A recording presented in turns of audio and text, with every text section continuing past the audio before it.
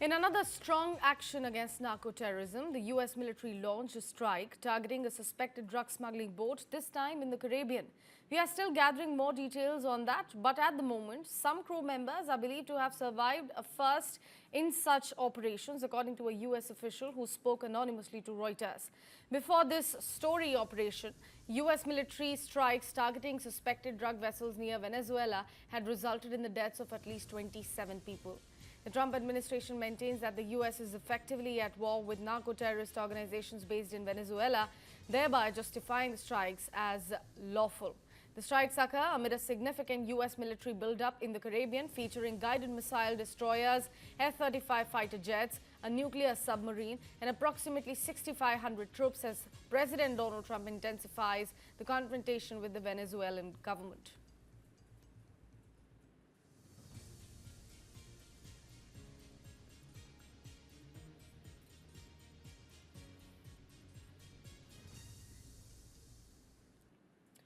U.S. President Donald Trump confirmed on that he authorized the Central Intelligence Agency to conduct covert operations in Venezuela, marking a sharp escalation in U.S. efforts to pressure President Nicolas Maduro's government.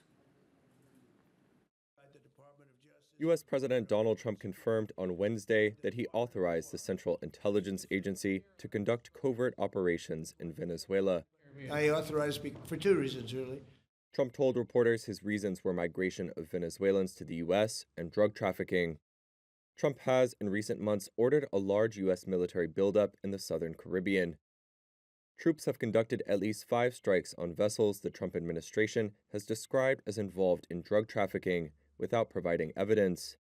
The CIA authorization marks a sharp escalation in U.S. efforts to pressure President Nicolas Maduro's government. The New York Times first reported the classified directive, citing U.S. officials familiar with the decision. The report said the Trump administration's Venezuela strategy aims to remove Maduro from power.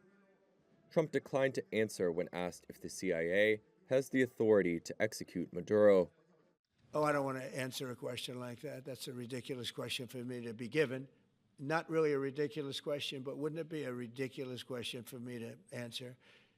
But I think Venezuela's feeling heat. Venezuela's government said Trump's remarks constituted a violation of international law and said U.S. actions were aimed at legitimizing a, quote, regime change operation with the goal of seizing the country's oil resources. Venezuela's foreign minister said his country would raise a complaint with the UN Security Council and Secretary General.